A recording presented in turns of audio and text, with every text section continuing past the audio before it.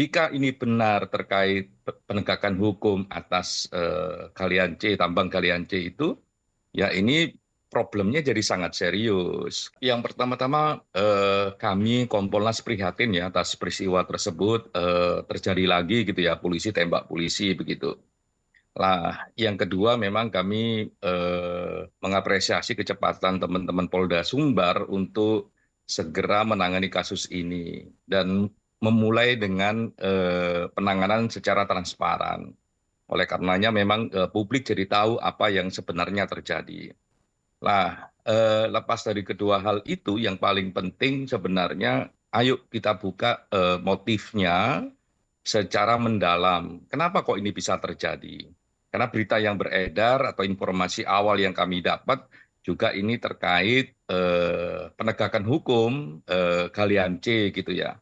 Jika ini benar terkait penegakan hukum atas Galian C, tambang Galian C itu, ya ini problemnya jadi sangat serius. Lah kami tidak kami berharap ya kepada Polda tidak hanya berhenti di kasus penembakannya, tapi apa di balik itu semua, termasuk kalau ada aktor-aktor lain ya di balik peristiwa ini yang terkait Galian C tersebut itu juga harus diusut tuntas gitu.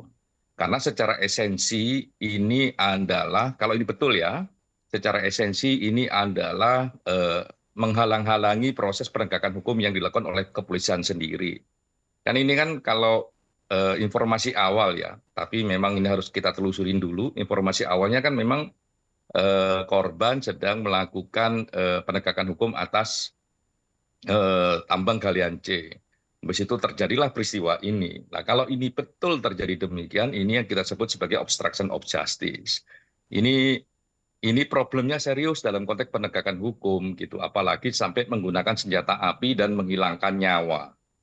Nah, kami berharap Polda Sumbar bisa melakukan penegakan hukum tidak berhenti di penembakannya, tapi latar belakangnya dan siapapun yang terlibat di situ harus ada penegakan hukum yang serius gitu. Nah, Kompolnas memberikan atensi terhadap kasus ini. Sejak tadi pagi kami juga berkomunikasi dengan teman-teman di sana di Polda Sumbar, ya melihat prosesnya, ya memantau prosesnya dan alhamdulillah mereka bisa bekerja cepat. Tantangannya adalah transparansi. Jadi eh, transparansi bagaimana proses bisa berlangsung, profesionalitasnya juga bagaimana digunakan sehingga bisa membongkar kasus ini. Masyarakat banyak, tidak hanya Kompolnas menunggu ini, dan saya yakin Pak Kapolri juga memberikan atensi terhadap kasus ini. Oleh karenanya itu, jadi jangan sampai berhenti di satu peristiwa penembakan ini. Kalau memang ada indikasi problem-problem lain, khususnya terkait penegakan hukum yang dilakukan oleh korban. Nah, itu harus dijelaskan kepada publik, ya tidak hanya kepada Kompolnas, tapi juga kepada publik oleh Polda Sumbar. Dan kami mendukung Polda Sumbar bekerja secara profesional sekaligus harus transparan, gitu. Oke, baik Pak. Kalau tadi Bapak ada menekankan soal jangan cuma penembakannya yang diusut, tapi motifnya ini juga digali lagi. Kalau dari kacamata Bapak sendiri, apakah memang ini motifnya pure karena kasarnya kita juga adakah indikasi backing-membacking terkait tambang ilegal ini, atau sebenarnya ada motif lain juga yang sebenarnya menjadi motif dari pelaku melakukan penembakan kepada Kasat Reskrim ini. Kalau dari menurut Bapak sendiri ini kemungkinannya seperti apa, Pak? Sementara informasi yang beredar ya baik di masyarakat maupun informasi awal yang kami dapat, motifnya memang terkait galian C gitu ya. Teman-teman korban sedang melakukan proses penegakan hukum di situ. Sementara sih itu. Lah apa nanti yang terjadi ya harus didalemin dan harus diumumkan kepada publik agar peristiwa ini transparan. Lah itu soal peristiwanya dan soal motifnya. Tapi lebih jauh dari itu, kasus ini menjadikan kita harus berefleksi kembali. Ya soal penggunaan senjata, kan penggunaan senjata itu kan ada dua komponen yang paling penting. Komponen pertama adalah siapapun yang pegang senjata ya di kepolisian itu kan ada tes psikologinya, ya tes psikologi dan sebagainya. Lah oleh karenanya memang harus kita perketat soal tes psikologi. Yang kedua adalah soal administrasi penggunaan senjatanya. Jadi kapan senjata dilaporkan, kapan senjata boleh dipegang, 24 jam dalam skema apa, peristiwa apa, dan sebagainya itu kan ada. Nah, itu yang juga harus kita lihat secara mendasar sebagai satu refleksi untuk kasus model seperti ini tidak terjadi lagi. Tapi dalam konteks kasusnya sendiri kami berharap memang dibuka gitu. Ada transparansi, ada profesionalitas di sana. Dan kami mengapresiasi kecepatan dari teman-teman Polda Sumbar dan keterbukaan yang sekarang sedang dibangun oleh mereka. Nah, masyarakat menunggu itu. Ini kan di media-media lokal sana juga, atau informasi awal yang kami dapat juga kan dikait-kaitkan dengan galian C. Apakah betul ini terkait galian C dan sebagainya? Nah, itu harus dijelaskan. Ya, dan siapapun pelakunya, kalau itu terkait kayak begitu, kayak tadi pertanyaannya apakah ini ada backing membacking, kalau memang ada backing membacking ya dibongkar. Siapapun yang ada di balik ini, ya harus ada penegakan hukum. Dan ini langsung ke jantungnya polisi sebagai penegak hukum, gitu loh.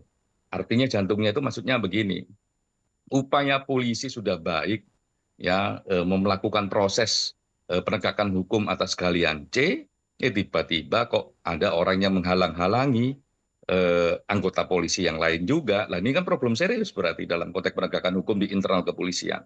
Oleh karenanya ini menjadi atensi kami. Semoga teman-teman Polda Sumbar bisa profesional, bisa transparan, dan kami yakin itu, ya. Dan semoga ini segera terungkap, gitu kan.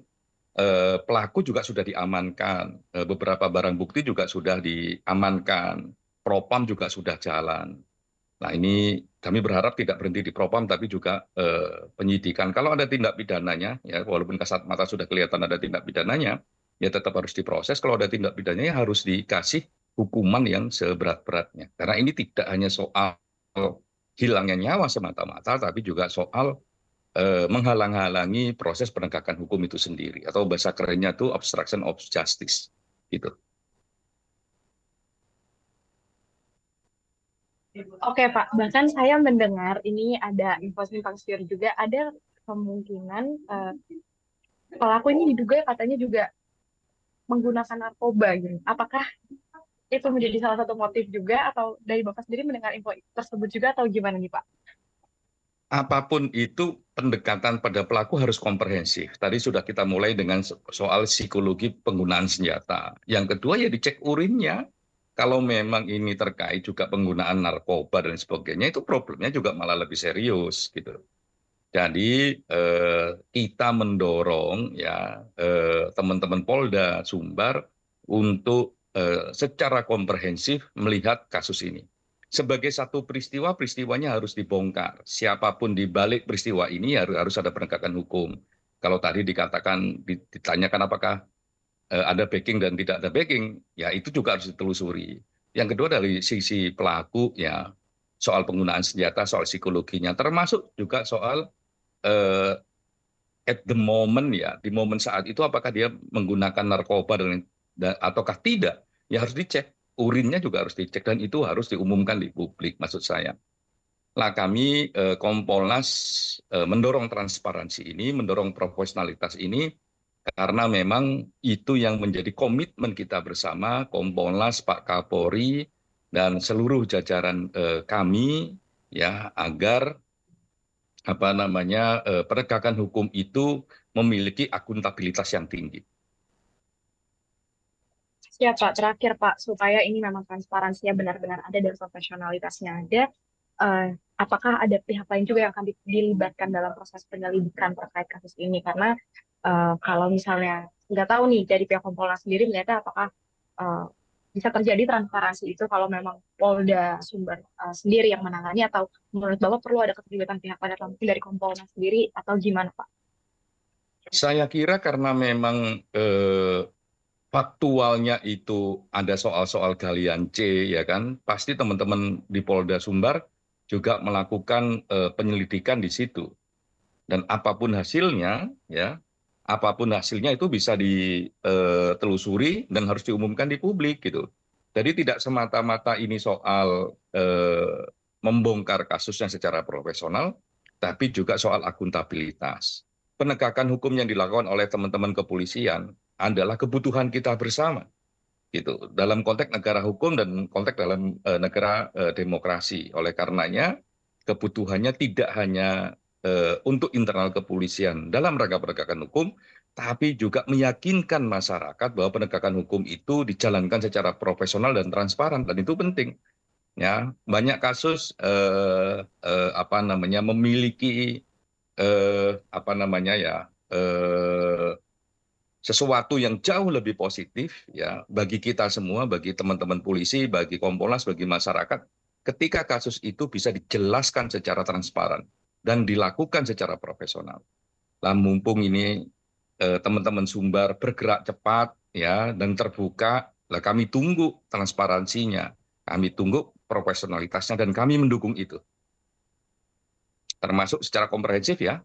Apakah ini terkait narkoba pelakunya, apakah terkait soal psikologi, penggunaan senjata, administrasi senjatanya, ya termasuk ada backing dan tidak ada backing. Lah itu semoga ini bisa ditelusuri dengan baik dan kami yakin itu karena indikasinya sudah apa namanya mengarah ke sana misalnya. Karena konteksnya saat itu misalnya terkait penegakan hukum untuk galian C. Tapi apakah itu betul dan terjadi, ada kaitannya dan tidak, kami tunggu Polda Sumbar ya menjalankan fungsinya secara profesional ya dan memberikan informasinya kepada Kompolnas dan kepada masyarakat. Dan kami atensi kasus ini.